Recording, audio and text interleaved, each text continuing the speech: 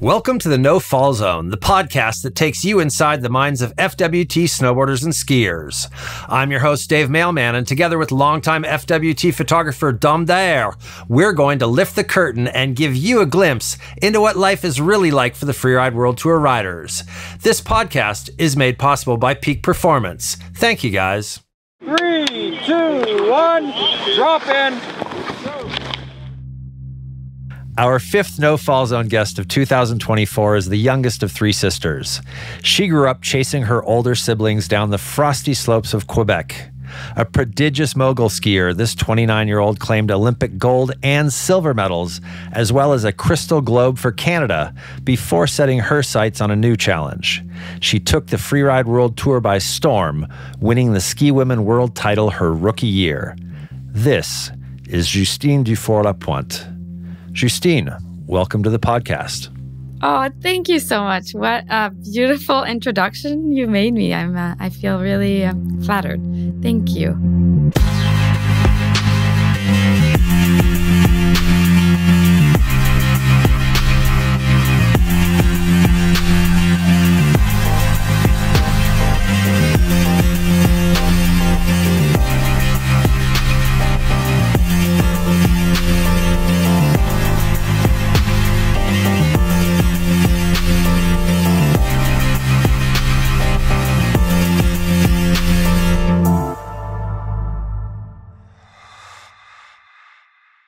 Well, thank you for joining us. So we're going to jump right in with the early days. We're going to get things started at the beginning.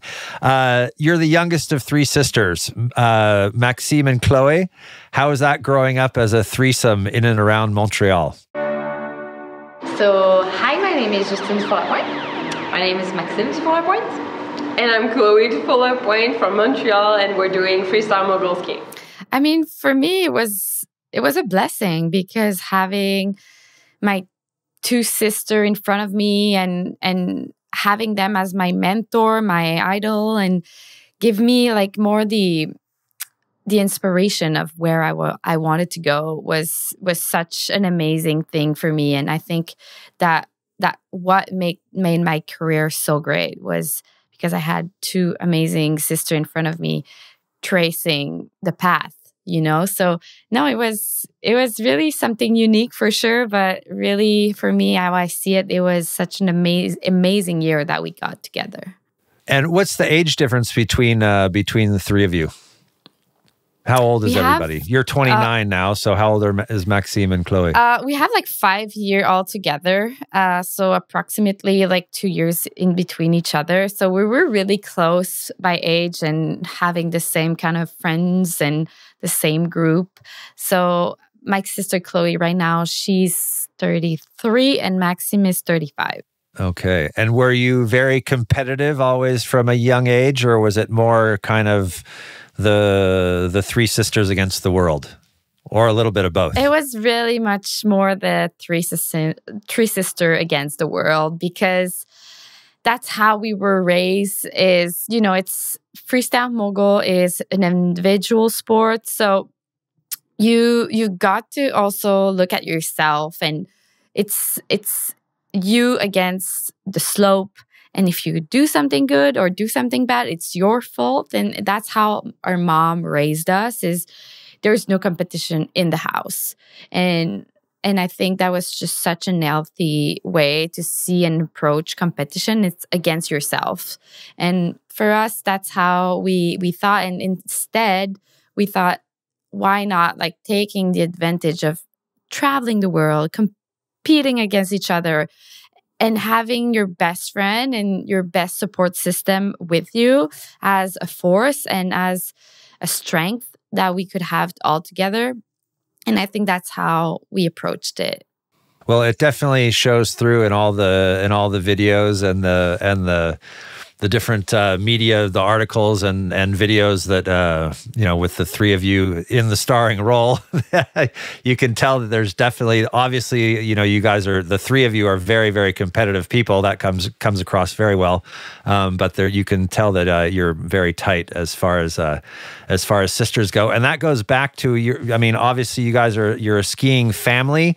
And when did you all start skiing? And there's a family chalet in Saint-Agathe-des-Monts, or is it in Sommet-Saint-Sauveur? I wasn't quite sure on that. Yeah, we grew up skiing in the Laurentian, in the region. And we still have a cabin in Saint-Agathe-des-Monts. So where we grew up skiing, and for us, it was always Les Sommets. We were always skiing around each mountain, switching every weekend. And, like in Quebec, skiing is really not much. It's really not like in the Alps. It's really small hills. And, it takes us maybe 30 seconds to do one slope. So it's really cold also in Quebec. So what do you do to keep yourself warm when it's cold and you don't have that much slope to go down?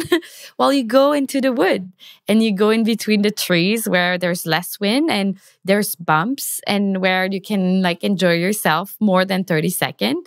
So that's how for us, mogul arrived into our life. It's quite a logic story, but my parents really loved just skiing in between the trees and jumping around and moving. And so we got to follow and we got to experience that. And then mogul is a big, big culture in Quebec. It's really popular because all the reasons that I just said, but also we had amazing skier and a lot of legacy in freestyle mogul skiing. So it was kind of, you were doing alpine or mogul skiing in Quebec, and we decided to do mogul skiing. And your mom was a little bit reticent though at the beginning. Am I correct in saying that Maxime got permission to start competing in moguls first, and then once that went all right, then you and Chloe were allowed to start competing as well? Exactly. I think my parents were not in the mood so much at first to give us to schools and just to do competition every weekend. They were just not in it at all at first. They just wanted to ski together as family and just have fun.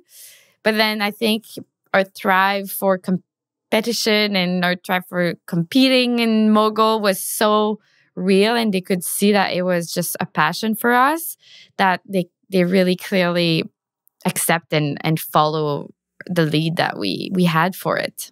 Yeah, that was the feeling that I got, was that your mom was a little bit like I said earlier, a little bit reticent to kind of let the three of you really go full on into the mogul competition. She was she hoping that she'd be bringing up maybe a doctor, a lawyer, and I don't know, a university professor or something? Was she more into seeing you go into school and doing well in school and more into more traditional jobs? No, not at all. I think my parents were really a believer in any job or any dream that we would have. I think they actually really appreciate and acknowledge or drive for any passion that we had. But for sure, we were really competitive person. We loved to challenge ourselves. I think we got that for sure from our dad, who was always playing any game for 100K, he's just so intense in anything he does. And my parents are passionate people. They always had this type of lifestyle of moving around and having project after project. So no, I think, we were quite similar as our parents. So I think it was not for sure the plan. It was for sure not the plan to raise 3 Olympians in the house. Nobody had that plan. But it happened to us, Yeah, that's the way it turned out. And yeah, the three of you, it is the three Dufour-Lapointe sisters, even though now you are the one that, with the transitioning to free riding and the gold medalist, the youngest became the what was it, the student became the master, maybe, but the three of you together really made a name for yourselves on the mogul circuit. So kind of talk me through how your career path of the 3 DLS came about. Hey everybody, welcome back to Montreal Connected. Now, they were the darlings of the Canadian Olympic team and have become the first family of freestyle skiing. Together, the Dufour-Lapointe sisters helped Canada win 7 medals in that sport at the Winter Games. Well, first it was quite unique. It was the first time that 3 Canadian sisters went to the same Olympic game, to the same event. It's quite a lot, because, to go to the Olympic game, we only have the max spot that we can have is 4 spot for Canadian women. And just to make it through, to go there and to have 3 spot for 3 sisters, it's quite rare. I think now with more perspective and more being outside now of freestyle mogul, I can realize how crazy it was. But I think when we were in it, like, it was just such a normal thing, Like, when you're in it, you're just going toward your goal, your dream. At that point, like, for me, it was just, I want to go to the Olympic game. I see myself there. But just to go there together was just another dream of ours. But I couldn't see it, because when you're in it, we're going every week, every month to a training camp or to a World Cup. And, we're just so in it that it's just our normal life. And I think it was really something bigger than we thought, for sure. And I think we realized it, of course, when I won and Chloe and I jumped on the podium in Sochi, when we hold each other hands. And that was really the start of a new beginning, a new life for us. The score's in and an upset as Carney goes into 3rd position, leaving the 2 top spots to the Canadian sisters.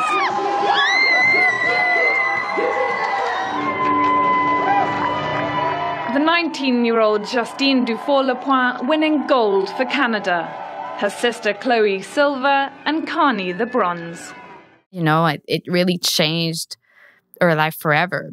Because, it's the whole world see you, and it's really, it's really something special that your life can change overnight at 19 years old. And for me, it was just, I want to go skiing and do my best at the Olympic game. I don't want to be a famous person, and have the pressure of the whole world on my shoulder. That was not, you sign up to go there, but you never know what's going to happen next, So it was something really amazing and really, really difficult in a way. But I think I was just so lucky and privileged to have this experience with my sister.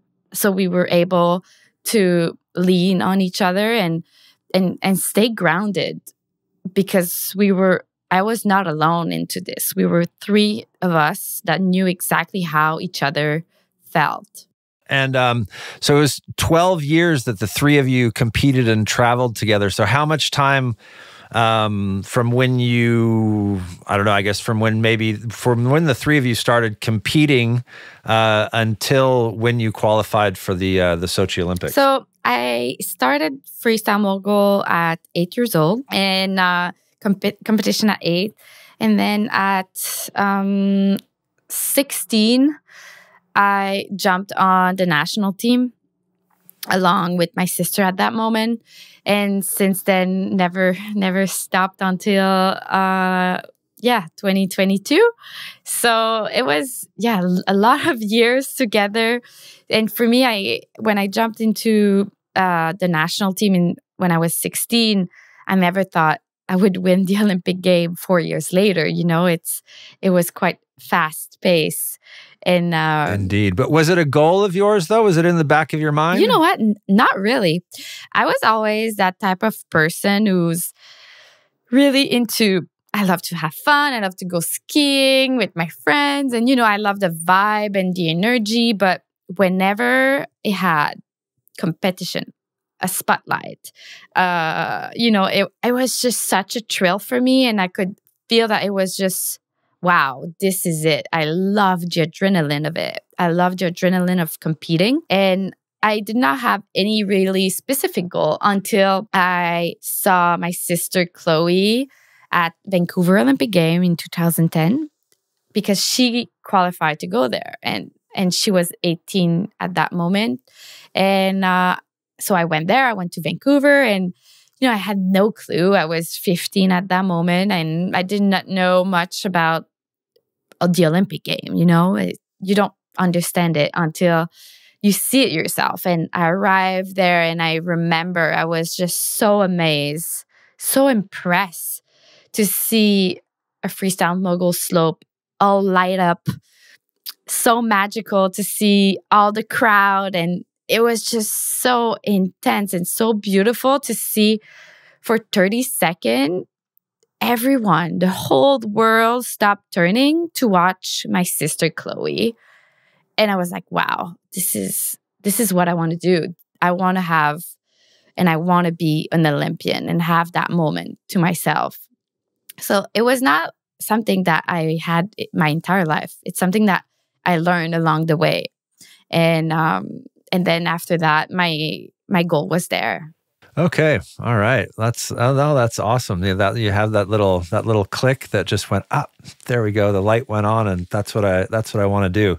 And I saw on your Instagram you went to London 2012 as well, just to the Olympic. You'd caught the Olympic bug. I know you weren't there to compete. You were just there, I think, just there to as a spectator. Exactly. So this is something really amazing that the Canadian Olympic Committee do, is they have this program where they spot and they target few athletes that have good chance to compete at the next Olympic game, and they bring them to a summer Olympic game, so where they can see, so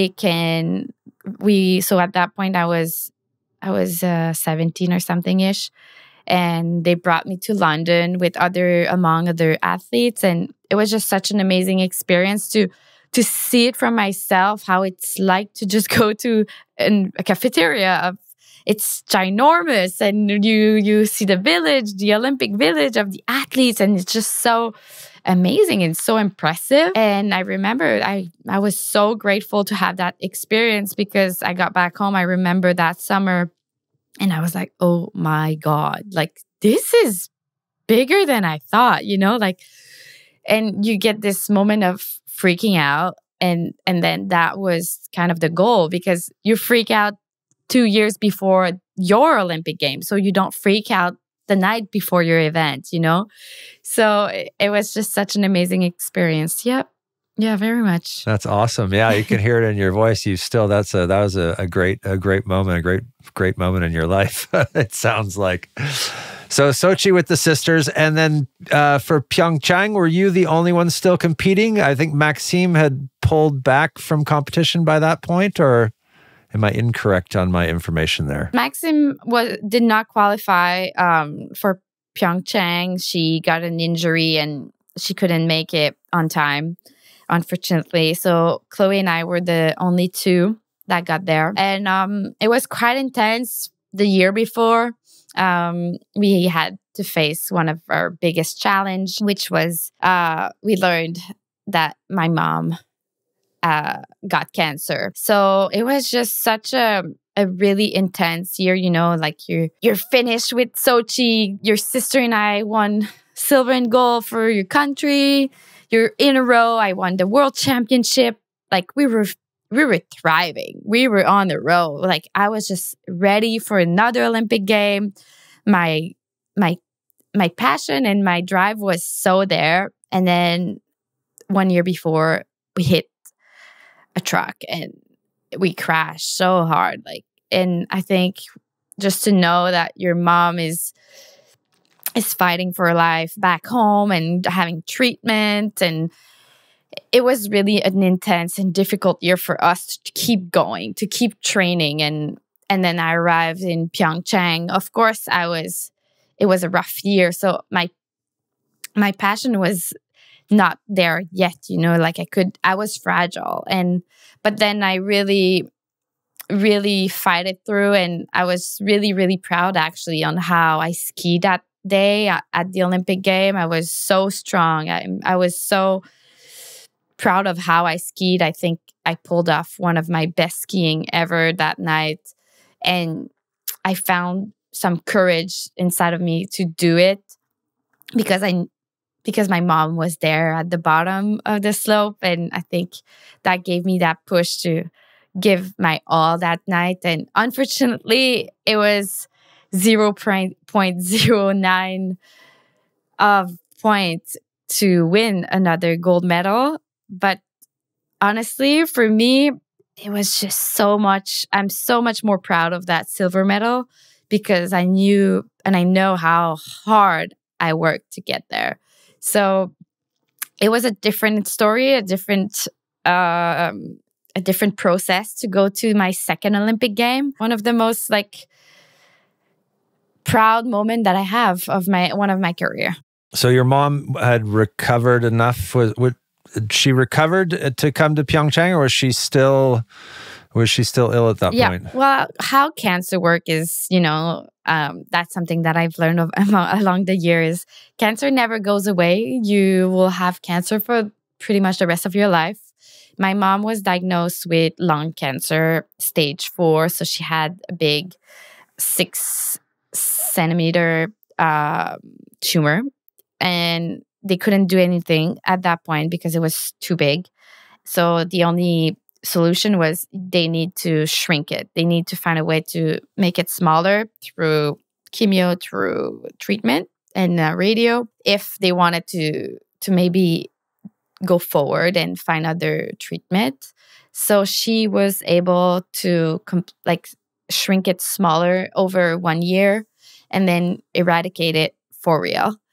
So she was really strong, and we were really lucky that she was able to really change the size and kill completely this piece of her lung. And she was at that moment able to come to Pyeongchang. So she was in complete remission by the time Pyeongchang came around. So that must have been a weight off of your shoulders. Yeah, I think it's something so crazy to not see it. It's sometimes you don't see the sickness or the cancer, so it's hard to envision it. But for me, when I was traveling back and forth between training camp and a year before the Olympic game, is one of the hardest because you have to qualify yourself, but to see how hard she was affected by all the treatment and coming back and seeing your mom changing and being more weak, it was really hard, the process of it. I think, she fight really hard, and to see also how dedicated and how strong-minded she wanted to come and to be there at the Olympic game was really inspiring for me, of course. Indeed, that must have been a very special moment to have her there at the bottom of the slope. All right, let's go on to a lighter subject. Thank you for going into that. Just a personal side note, I had a leukemia in 2013, and my kids were both very, very young, a lot younger than you were when your mom had lung cancer. But yeah, it's I know it's really rough on the kids. So preparing for Olympic Games while at the same time your mom is sick, that must have been a really, really hard moment in your life. And no, it's definitely not.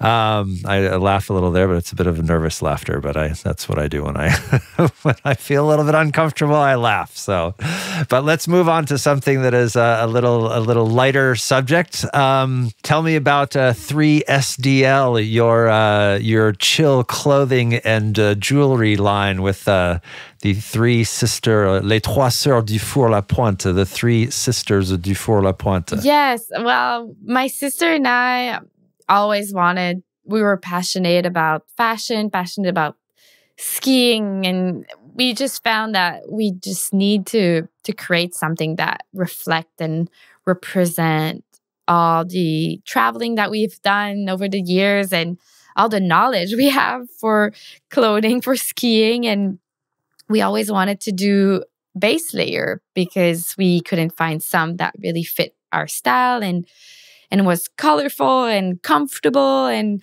so we designed a Tisseré, which is a brand, a really small brand right now in Quebec, that we launched in 2019. And it's base layer that we designed. And I'm really, really excited because, for us, it's, of course, clothing for skiing, but it's also to any girl, any woman who wants just to play outside. And for us, that was our philosophy, is to create clothing that women would be comfortable and would maybe inspire them to go move outside, because we know how much it's important for us to go play outside, go skiing and go have fun and enjoy our winter. Because in Canada, in Quebec, winter can be really long, and to be comfortable and to be inspired by your clothing, to move outside, it's for us our mission into Tisseré. It's really to have fun and to create moment outside. And for us, Tisseré, that's what it means. It means kind of knit tight in French. So it means creating moment in family all together. This is our mission. Okay, awesome. And then on the jewelry side, you designed the sister's necklace. That just so that you always have a part of your sisters with you, even when you're not together? Yeah, that necklace was actually really designed after Pyeongchang. I think for us, it was just so important to create a piece of jewelry that represented the three of us, because Maxime was not there in Pyeongchang as an athlete. And just to remind that we always have each other's back. And that necklace is actually 3 triangle all together, which means all of us have our 3 different sides, and all together we form something stronger. And that was kind of the idea, and it's kind of our legacy, a little piece of jewelry that can remind you, if your sister or best friend, that you can wear as well. Awesome. Fantastic. Now let's talk TV. Les Sœurs Dufour-Lapointe, d'un rêve à l'autre. The Dufour-Lapointe sisters, from one dream to the next, filmed over the course of the year of 2021 that actually showed that all is not quite as it seems. We got a good look behind the scenes, and as opposed to the sunny, cheerful, smiley, blonde Instagram pictures, life is hard sometimes. We got the chance to do this documentary over 1 year, and it was honestly one of the greatest experience of my life. I had such an amazing time to share my real life, our real life. It's quite unique. My sister and I live in, and my parents live all together under one roof, which have 4 apartments in Montreal. So which is really, really unique. And I know, and we kind of just really wanted to show inside and really open the door to, because of course, people sometimes see it from outside and don't think it's real, don't understand how and who we are and how come is it possible. They don't believe, of course, there is competition between them. And I think we just wanted to showcase our realness and the truth, and open the door of our house to make them and make people understand what's happening inside. And it was really, really cool project to invite the camera in the house. It was not easy for sure, but really, honestly, and a great experience. And I'm really proud of that documentary. I think it's really, really truthful and really beautiful to watch. And that from the reviews that I read was very well received in Canada as well. Speaking of TV shows, rumor has it that you're working on a new project, or can you not talk about that? Or maybe my sources are wrong. Yes. So no, I had the pleasure to actually film my entire first season on the Freeride World Tour by myself. So I'm right now working with that footage. So I'm really excited because, of course, that footage is, I know how it started and I know how it ended. Though, so it's quite a good content that we have. But yes, right now we're working toward something, but it's not confirmed yet.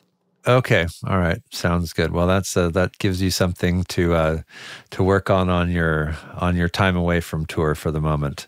I love to dig into the people's Instagram feeds. What's the story behind the Porsche? Okay. Wow. Well, my boyfriend have this Porsche, and it's an amazing car. It's such an icon, a 911. She's 80. She's in the 80s. She's black. She's beautiful. And so he owned this car for the last year, and we were just having good time when at some point we were like, why not sharing this amazing Porsche on Instagram? It's not mine. It's his, but honestly, it's such a vibe. And I think it's just so fun to also create content that haven't been done before, like a Porsche with skis on top, and to showcase something different outside the box. And I'm really, thrilled for it. And I'm excited. And I was just so impressed on the feed after that, how much people react to it. And it was just, really huge impressive amounts of commentary. There's a lot of and most of people it good that love too. skiing, but there's way more people who love Porsche. That's what I learned that day. For sure. Yeah, that's exactly it. Yeah, there's lots of skiers out there, but there's even more Porsche fans. No, I just thought that was really cool. And I love that car as well. So I had to drop that one in there. We're going to go now and talk a little bit about the difference between mogul skiing and World Cups and the backcountry and the Freeride World Tour. So you put out a video, the announcement about your switch from freestyle skiing to freeriding. So after 12 years and 3 Olympic Games, you needed a change, but you still wanted to push yourself, and you needed a new adventure. So,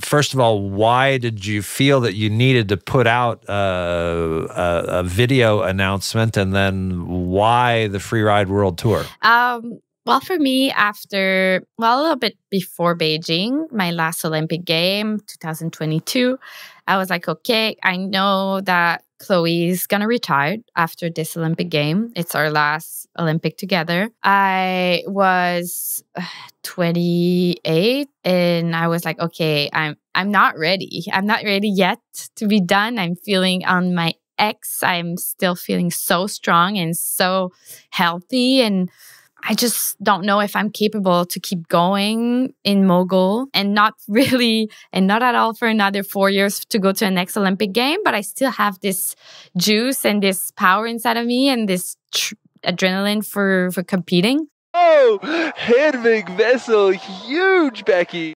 At that moment, I remember I watched Hedvig because she competed in mogul with me in 2018 and 14.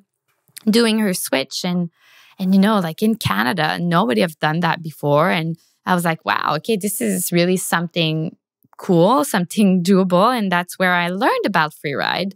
And I started to watch the competition over the years. And I was like, well, why not me? Why not different, so unique, something that I never seen before in Quebec, Canada, people doing from mogul. But I see that Hedvig, I see that someone else is capable of doing something great out there, and the switch was doable. And then the idea kind of came up to my mind, and then, for me, I never really... You went to watch the Extreme in 2022? Yes. So I was already sponsored with a team with Peak Performance.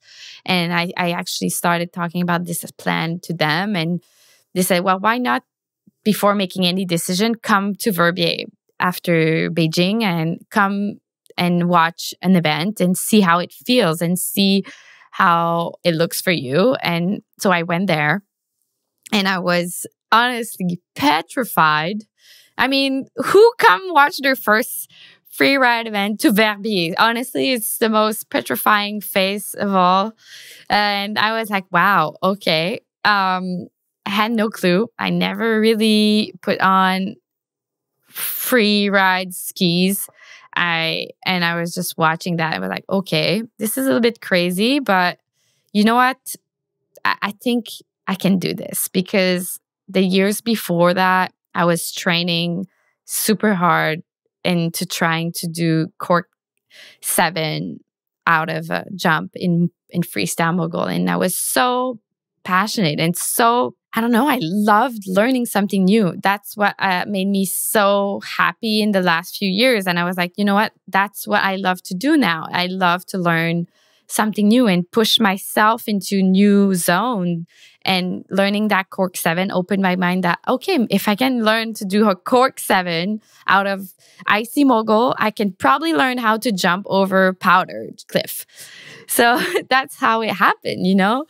When you open one window, you open a second door, and it's just like one after the other. And of course, when I saw Verbier, I was really, really petrified and like, oh my goodness, is it really a good idea? But somehow my gut feeling inside of me was like, you know what? You'll figure it out. You'll find a way to make it happen. And then the year. Yeah, were your sisters supportive, or were they telling you you're absolutely crazy? Because I've heard a bit of both, so I'd like to find out which it is.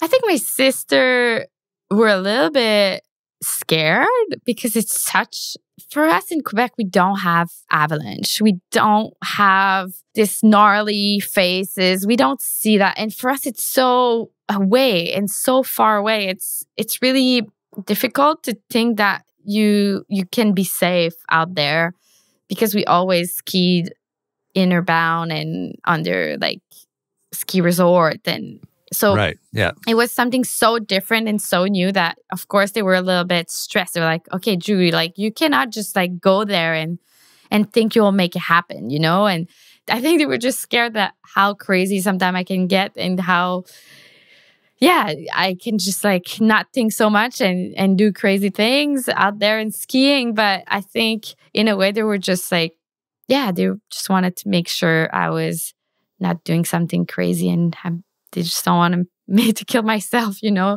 while skiing. No, fair enough. So tell me about the wild card. Did you get the season wild card? Obviously through Peak Performance, they probably put in a good word for you with the Freeride World Tour organization. But had you already done a bit of free riding before you got the wild card, or did you get the wild card and go, oh, now I need to go and learn how to free ride? Because I know this for a fact is that you didn't know how to. You only started free riding the summer of 2023 before the tour started. Yep. So no, it's pretty much the second option that you said. I received my wild card before ever really doing any free ride. But you know, they gave me this wild card, the Freeride World Tour, because they see and they saw what I've done in my career, and 12 years of intense training and to do corks over freestyle mogul course. It's something different than freeride for sure, but that just means that I can learn and I can grow, and I'm a good skier in really different condition. I'm good in ice, I'm good in powder mogul. So, you know, like in mogul, sometimes people don't know how much you need to be a really good skier and a good jumper. Of course, it was something that I was also done before. A lot of mogul skier have done freeride and they've become amazing freeriders. So it was not something that out of the box impossible. It was really, for sure, a big challenge. But of course, they had a lot of faith in me, and I had a lot of stress and pressure to make it happen. But also, I think I knew if I was capable of putting all the same tool and all the same process that I've put my life into mogul, I recreate the same thing in freeride, I was able to do something out there. Indeed. So your first kind of introduction to the scene was as a forerunner at the World Juniors in Kappel, Austria, just before the season opener in Bequer Barret. So how did you feel when you were dropping in there? Obviously, it was no pressure, but it was still like, here's the 2023 one of our ski women wildcards, Justine Dufour-Lapointe, as the forerunner here in Kappel. So did you feel a little bit of stress, or was it just like, oh no, it's cool, I'm just going to go take a good lap down the mountain here? Well, I think before that, just to make sure I explain everything, but to get to Kappel, it was really something important for me to have a little bit more experience into the freeride, and to be just an opener at the junior was something really, really important for me. But before that, I started my training for freeride the summer of 2023, where I went for the first time skiing freeride in New Zealand. So I went to New Zealand and I was like, you know what? I need to train myself as fast as I can. I only have a few months before the Freeride World Tour. So I was such in a row and such in a rush to get training. So I arrived in New Zealand and I skied there first time, faces and jump cliff. And it was really, really intense and fun. But so that's where I began my training. But then I also realized at that moment.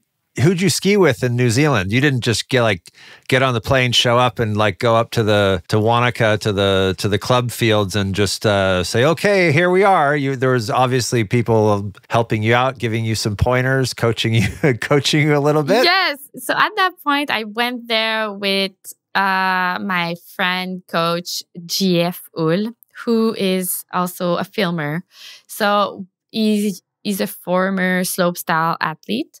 And I was like, well, let's go together. You'll coach me, you'll film me, we'll try together. So we did that for almost 3 weeks. And then I met Jess Hodder, and it was just super great because I went also to the 4-star event. So I was really an introduction of freeride. And after that camp, that moment in New Zealand, I got back home and I was like, oh my God, I really need now to train and to have a proper coach for freeriding, because I don't know how to read a mountain. Even though my friend GF was able to coach me skiing, to coach me how to jump cliff, he was not able to coach me on how to read a mountain because it was not his knowledge. So I was like, okay, damn it. I need someone to help me out because I have so much to learn in such a small amount of time. So then at that point, I got in contact with Stefan Hassel. So I met him on Zoom. So the Aalborg native, Stefan Heusel from Austria, dropping in. A lot of experience underneath his belt. He's known for going fast and big. He has the legs to stomp. Look at that, the gradient tearing him down this slope.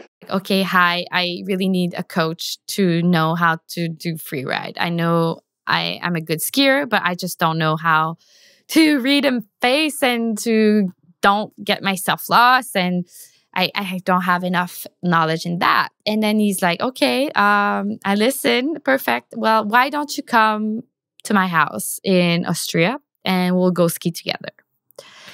And I was like, okay, perfect. Let's do this. I'm so like, I had no other choice. I was like, you know what? It's that or nothing. So let's go. So I'm driving and going to Munich, driving to his house in the middle of nowhere. I've never been really much in Austria.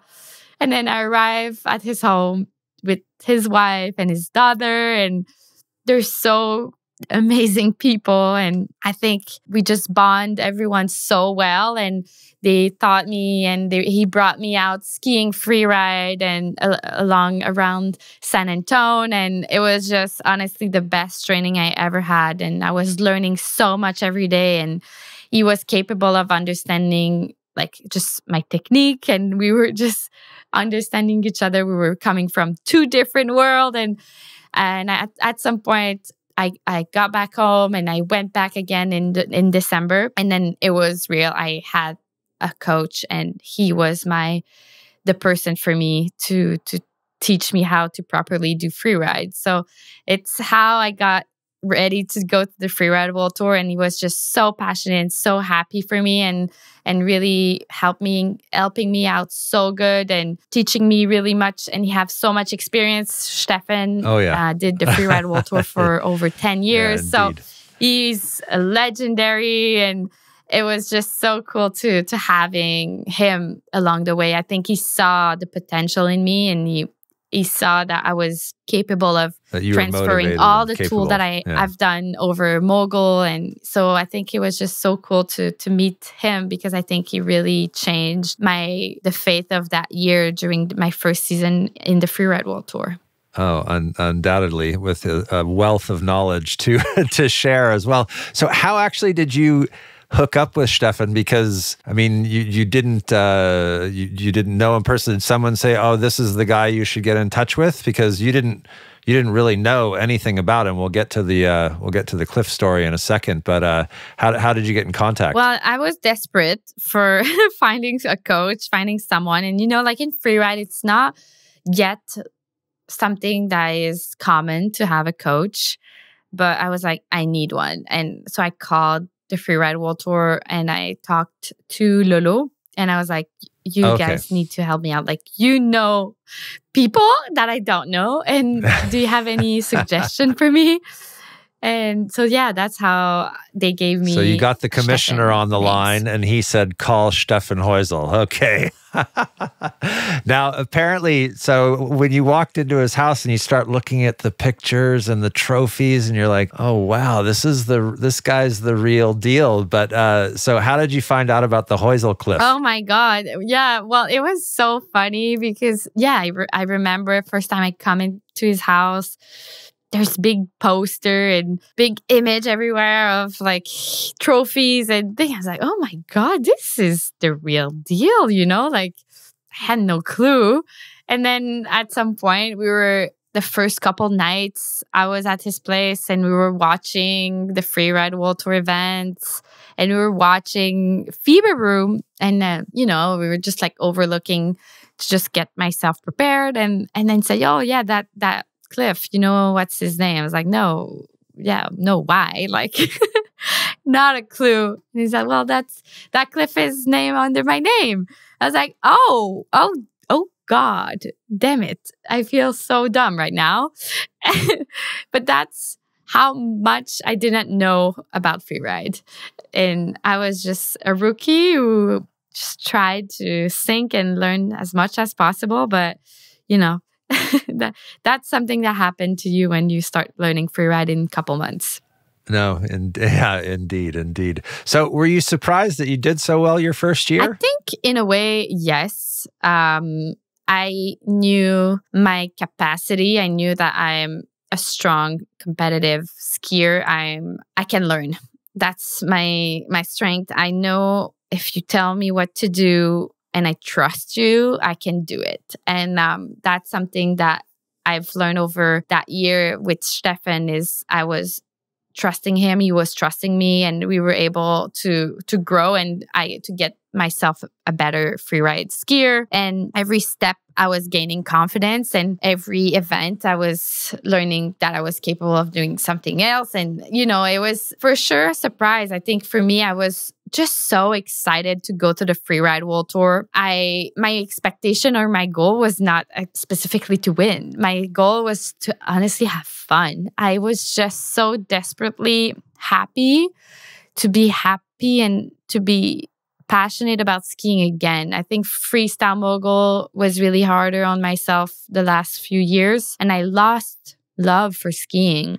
And my honestly goal was to fall back in love with skiing. And every step of the way, every day I was out there learning and skiing the most beautiful mountain in the world and training, I was gaining back this appreciation and that love for skiing again. And that was filling me so much more than any other competition before. And I was like, wow, okay, I'm living amazing. I'm skiing the most beautiful mountain in the world. How lucky I am. And every day, that's how I approached it. And I was seeing a new crew, a new environment, and I was just so amazed. Every day out there was just new. And that was my goal, just to have fun out there. And yeah, no, that's awesome. Which is, I mean, that's you were bitten by the Freeride bug. So did the Freeride World Tour family welcome you with open arms, or was there a little bit of the, oh, who's this new gold medalist girl from the Mogul Tour? I think at first, which is quite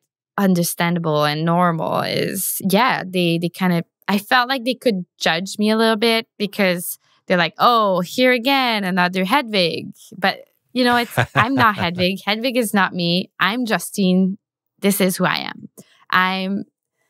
I'm me. And it's not because we're coming from the same place or the same environment that we're the same person. I think I just wanted to be myself and just to get to know people. And I think at first that was the first impression maybe that they had. But then they started to talking to me and they get to know me and to see that I'm me and I'm Justine. I'm here to have fun. I'm here for the same reason as them because I'm passionate about skiing. I'm not here just to win, but to also learn and to feel what it's like to be on the Freeride World Tour and to experience the same thing as anybody out there on the tour.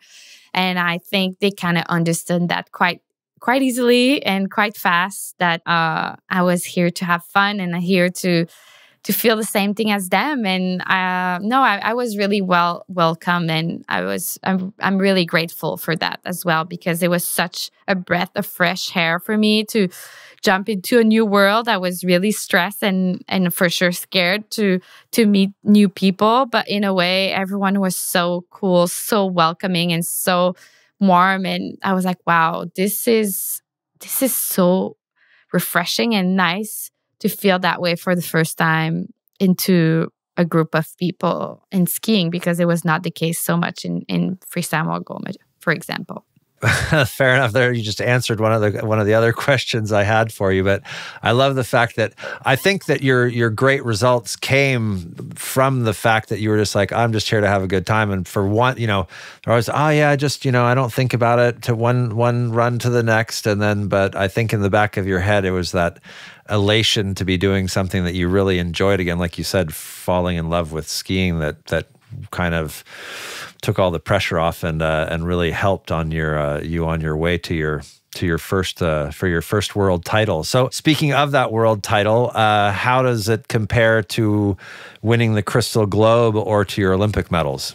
From moguls, transitioning via a wild card into the Freeride World Tour this year, there were a lot of questions about what that transition would look like. It feels actually, I was really, really proud of that Freeride World Champion title, because honestly, it was such a big gamble, such a big jump for me to do it from mogul to Freeride.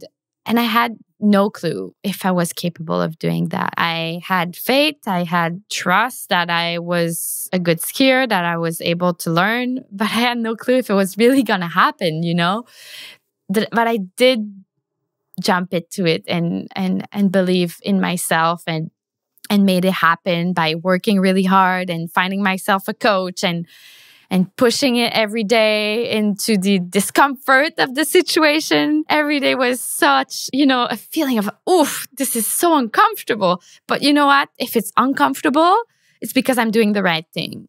And I did that for a year and to finish that year and realizing, wow, I became a world title champion over 1 year by fighting this little feeling of being uncomfortable. Wow, I'm capable of great things in life. And everyone is actually capable of doing amazing things when we're getting out of our comfort zone. Like, look at me. I never thought after Beijing, where I crashed in front of the whole world, being devastated. And now 1 year later, I'm a Freeride world champion. Like, how is it possible?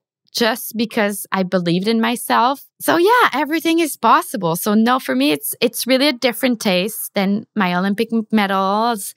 It's really a different story, but I'm really, really proud of it because it reminds me every single day that we're capable and I'm capable of doing anything in life. If I'm having a goal or a specific idea of where I want to go, I know deep down that I was capable of doing that switch over 1 year, and it brings me a lot of pride. So you spoke about the fact that obviously you knew you had the ski technique, which otherwise they wouldn't have given you the wild card in the first place, and then you learned the free riding aspect of it. But then there's the whole competitive aspect as well. How does preparing for an FWT competition compare to preparing for a World Cup mogul event? Or what? And then maybe what was the hardest thing to learn in the free riding? Wow, I think you hit the right question because I think yes, there's the skiing aspect, and you can be a good skier, a good freeride skier, but how to be a good competitor in the Freeride World Tour, that's a whole other story. And I think that's where it was the hardest part for sure to learn, because people, what they don't know oftenly is that we don't get to do any training, we just have visual inspection by a kilometer with binocular, and that's really not a really good training or good preparation to hit that type of slope. I think, I was so used to have 3 days of training before the competition, having runs after runs and time. And so now you just arrive there and you watch the face, and tomorrow is the competition. So it's really harder to get prepared. And then, I learned that to become a good freeride competitor is to do a lot of time in front of your computer and to watch videos and photos and drone shot. That's the biggest part of competing on the Freeride World Tour, is to be seated on your chair and watching your screen for couples of days, because that's how I got to learn and had to be prepared for the Freeride World Tour, because we don't have much else, actually, because we don't have training. So that was really harder, and that was another skill that I had to learn. Of course, I think having Stefan with me, helping me out to coach me on how to pick a line, how to find your line, and how now to prepare yourself with videos, photos, to find, okay, we can see the bottom, the landing, but how's the top, and how can we approach and don't get lost? How do you find your key and your target to go to? So it was really a lot of learning into that side that people don't see at home, or we don't see during the event when we watch the Freeride World Tour.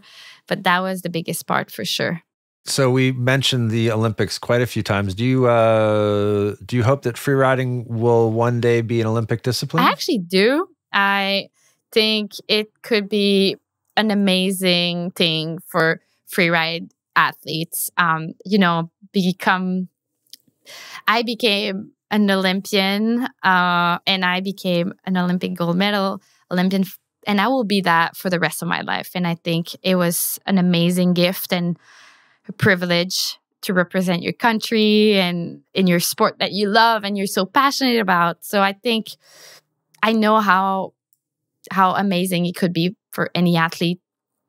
And I think freeride is such an amazing sport. It's so exciting to watch. And I think the Olympic would benefit so much to have this amazing discipline into the Olympic world. And I think the athlete will benefit as well to become Olympian because of that. So for me, I can see that it could help so much the sport to be more known, to be more talked about. And I see just the benefit. Of course, it can take times, but truly I would be I don't think I would be there, but I would be honored to be the speaker of that event and be commentating that event for sure. Awesome. That would be fantastic. So you only had the 1 year on tour, obviously, rookie year. You went to Verbier in 2022, and then you get to Verbier in 2023. The whole an avalanche brings down the entire face. The event's canceled. Was that a big letdown for your rookie year, or were you actually a bit relieved? A little bit of both in a way. I mean, I think I would have loved to compete. I would have loved to see how it feels to be on the Bec des Roses. But, you know, like freeride is such a non-predictable sport. We need to be in sync with nature. And that's something that I had to learn over that year is to always be prepared of the unpredictable, because you never know with the freeride. It's the mountain will always win, and we're just there to have fun and to ski if it's possible. So of course I was bummed, because I think it's such a iconic face, an iconic moment to ski at Verbier. But you know what? It did not happen for me, and I was for sure a little bit sad, but that's the way it is. And it was the same thing for everybody. But in a way, I was quite happy to be back this year after cancellation and the event in Baccara. To be back in Verbier, I felt like it was just like we got back to where we finished last year and where we left off. Yeah, indeed. And so, how was your first experience on the Petit Bec? I know I know it ended. It started really well, and it ended a bit unfortunately, but it was very spectacular. Well, thank you. Well, I was really, really excited. I think Verbier is such a big face. It's so steep. It's really nothing like the other face. And just to go and get up there by hiking, that was one hell of experience. Honestly, it was so steep. I think I actually crawled half of that walk because it was so steep.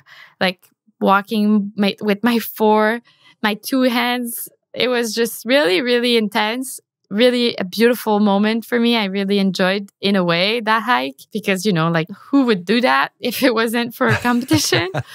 But I really enjoyed. And when I arrived at the top, I was like, whoa, okay, it's really steep. You cannot see the finish where you're going to jump at the end. So it's really impressive. But then, you know, my plan was I really wanted to do a backflip. And during my past few months, I kind of got more confidence into doing backflip off different type of cliff and not only windlip. And I was like, you know what? I think I can do that because I feel confident. I feel like I have the skills now to make it happen. And I've watched the year before, seeing so many other boys doing it. I was like, you know what? I think it's possible. And I went there with fully confidence in myself, make it happen. And then boom, I land and punch front in front, tumble and crashed. So for sure it was kind of a bummer because I was like, damn it, I thought I was good. I thought I was at the right spot when I landed. And then I watched back the replay and I was like, whoa, okay. I really did a backflip off a ginormous cliff. And it was perfect. Like the execution was there. Had it, but I had it. It was just a matter of snow condition and my feet was at the right place. And when I landed, it was just the snow was a little bit tricky that day. And it was just not me only. A lot of people crashed at that spot that day. So I think it was the snow. But I was just so happy and proud that I saw that I was again moving forward and pushing myself into new discomfortable and uncomfortable position of doing a backflip, not off of windlip, but off a ginormous rock. So it was, I felt really proud to keep pushing the sport like I wanted and keep pushing myself out there. So, of course, the outcome was... And Justine laying on a backflip. Is she going to be able to hold it? No! Oh, tossing a huge backflip there. And unfortunately, just bouncing out of the landing. Wow. Well, Justine is not here to mess around. That was enormous.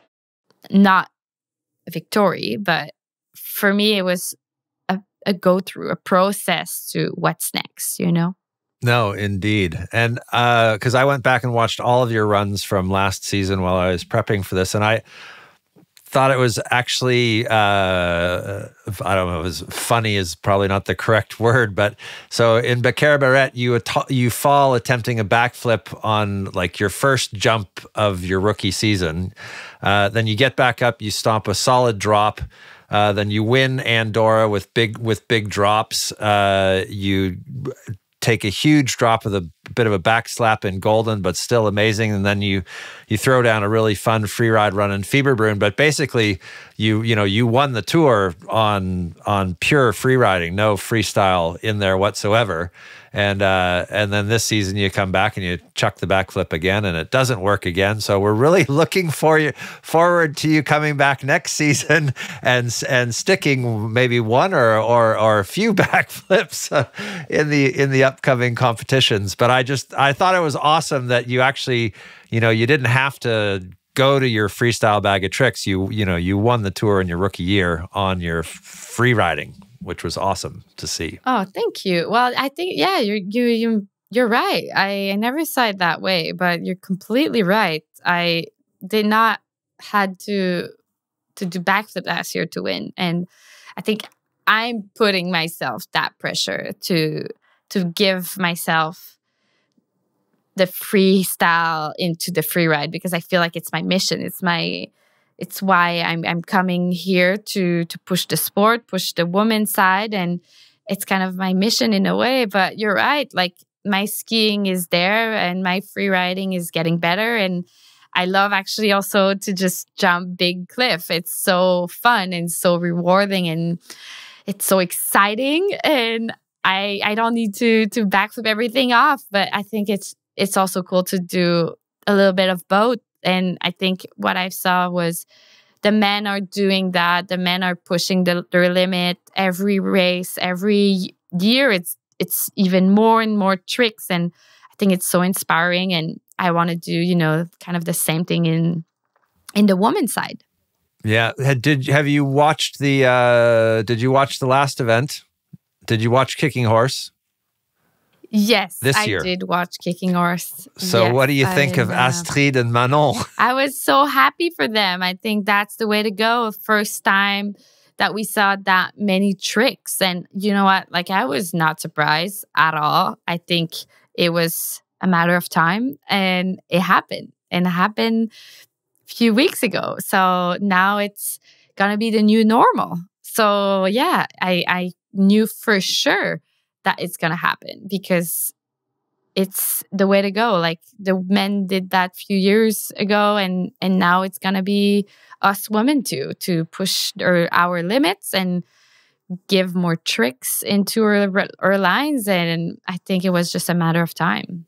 Yeah, the progression has been fantastic. I mean, girls have been dropping big cliffs for years now. Obviously, you just look at some of the stuff that Jackie Passo has done in the past, and but as well as I thought it was interesting that Hedvig took a massive cliff and then didn't hit the wind lip. I was waiting for her, because she's got that cliff. Where's the backflip? And she didn't do it.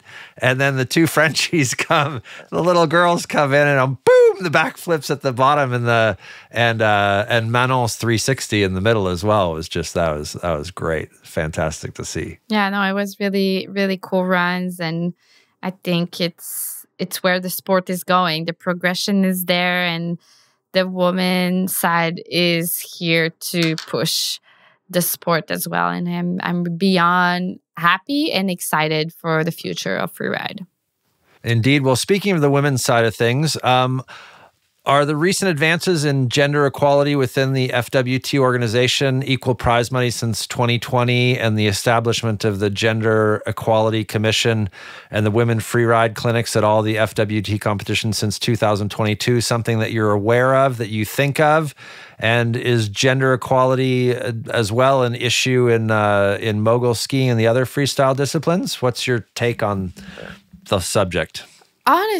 Honestly, I feel like the freeride community is so aware and doing their best, and they're so I think working and acknowledging the situation from the beginning.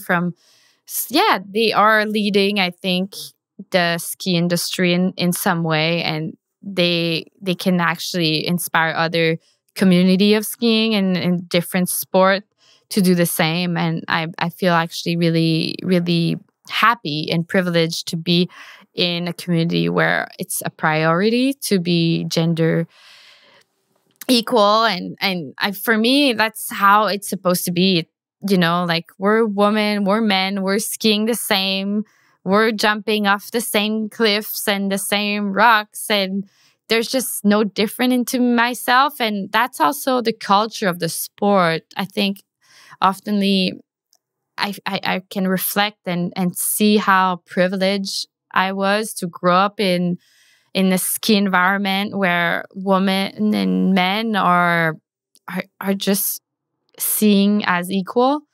Maybe, yes, we're sometimes not jumping as high, but we're still jumping the same thing, and one day we'll be jumping maybe the same height and going at the same speed. But I think I was just reflecting on that when I was younger. I never felt judged, never felt like in skiing environment that because you're a woman, you're less. And I think it's the beauty of skiing is it's really an inclusive environment. And I think we just have to keep going and keep being a leader for other sport out there, because we're lucky enough to have this culture. Indeed. And speaking of, you mentioned the beauty of skiing. What's the best moment you've ever had on skis? Oh, wow. Oh, gosh. There's so many. I'm sure there's quite a few, but if you could just pick one. Wow. I think I don't have a specific moment, but for sure, that day where it's just bluebird, it's silence on the mountain, there's no one, but then you find that little small couloir, then often it's not me who find it, it's Stefan, because he knows the mountain way better than me, but he found, that one last bit of place on the resort where there's nobody and there's no one tracked that place, and you just get those turns. It's just, and you find some left off powder, and it's just such an amazing feeling of being, out there in the mountain in this calmness moment where you don't hear anything but your skis on the snow. And I think that those moments are just so amazing, and I really connect with nature and connect with myself, and I feel so grateful at those moments. It just gives me such a rush of happiness, and I think that's really my happy place, my happy moment, where I'm just like, wow, I would repeat that over and over again if I could. That's awesome. We're going to go on a different tack here. I watched a French-Canadian TV show with you and your sisters. It was 5 minutes in the morning or something like that. So tell me about the poof poofs and your poof kit. Oh my God, the poofy pants? The poofy pants. Is it that? Yeah, the poofy pants. I loved that. I'd never seen those before. I thought it was fantastic. Okay, well, Peak Performance is for sure, like, they have amazing clothing and gear, and it's just honestly the most technical, most warm and well-designed clothing I ever worn for skiing. But my favorite thing of all of the clothing that they're creating is their poofy LEM pants. It's for sure, it saved my life more than I can count, because like oftenly, like, we're cold, so we put poofy and layer over top, but we forget sometimes the bottom. And honestly, sometimes just having my helium pants over my legs, it just, it saved my life. I'm so much more warm just because my knees are staying warm and my legs. So whenever you drop into competition, like, if your legs are cold, it just, cut your legs and you feel so much like you don't feel as confident. So for me, that's why my poofy pants are my go-to, even when it's warm. Honestly, they look very comfortable. I could see hanging around the lodge or the chalet afterwards, just hanging out in the poofy pants. They're great. Speaking of snow clothing, I heard you had an awesome first snowsuit with turtles on it, maybe? Oh my God. Yeah. Like, when you're kids back then, I don't know, we did not have really cool stuff to wear. And I think my mom bought us like those base layer with like turtle on it. I was like, when I think back about it, like it was terrible. Terrible. I hate it so bad. But, like what can you do? So that's why we kind of decided to make base layer ourselves, my sister and I, because we remember how bad we looked when we were kids. But yeah, honestly, it's cool that the skiing industry evolved since the turtle base layer. Indeed. That's awesome. So when you're not skiing, I've heard that you're super into surfing. I know you like to travel a lot and to warm places, which is very logical after spending so much time in the cold in Quebec and in Montreal. And you're also you dig disco. Are you a big dancer or? Yes. Well, you know what? I grew up in a house where we didn't have much music. My mom never really put music in the back, but then whenever we had music in the house on a Friday night or whatever, it was disco. My parent loved disco. And for me as a kid, I always loved to dance and love music. And so I don't know, I kind of got into disco. So whenever like I want to be in a good mood or have a good time, and it just make me dance so much, make me happy. Yeah, because it bring back, I don't know, good memory of my childhood is disco. That's awesome. And are you a good surfer? I am a good surfer. It's been a while, honestly, because like you said, I've used to do a lot of surfing and traveling when I had time to go surf at the beach. But Montreal is not super close to the ocean. So actually, a few years ago, I decided to buy my parents' sailboat. So since then, now I've been learning to sail and being a captain. So now it's been 3 years that I have my sailboat on Lake Champlain. It's in the United States. It's about an hour drive from Montreal. And now I have my sailboat that I take care over the summer, and I sail and I learn how to navigate big boat on the lake. And it's really now my new passion during summer is to have adventure on my sailboat. So I still have quite a few questions, but I can feel Dom Daer he's sending me subliminal messages right now going, we're an hour 20, we're too long. So we're gonna wrap it up now. Is there something that no one knows about Justine Dufour-Lapointe that you'd like us to know? Oh my God. No, honestly, I think you're an open book. I don't hide. I'm an open book. I don't hide anything. Like I'm a passionate person, and for me, Freeride was honestly a gift into my life. And I think I would never say enough thank you to the Freeride community, because it opened up my mind into, skiing is not only about hard training, competing and pushing yourself and being in pain every day. It's also about enjoying yourself out there with your friend, with your crew, and just having a good time with nature and to connect with yourself. And that's for me the biggest gift that Freeride community gave me, is the love of skiing. Simply and simple as that, being back in love with being a good skier and being a skier. And that's something that I would cherish now for the rest of my life. And I feel so happy to have learned and discover the Freeride into my life. So yeah, thank you guys That's fantastic. any free rider who's listening right now. That's absolutely fantastic. Thank you so much. That's a great way to wrap this one up. Thank you so much for this time on the podcast. It's been my pleasure, and it was super fun to share my story with you guys. We'd also like to thank a special shout out to our own Livio Boulanger, our sound technician, for the great job he's been doing on this first season of No Fall Zone, and for his flexibility in accommodating the ever-changing schedules of the Freeride World Tour and the athletes that make it so special. Merci, Livio.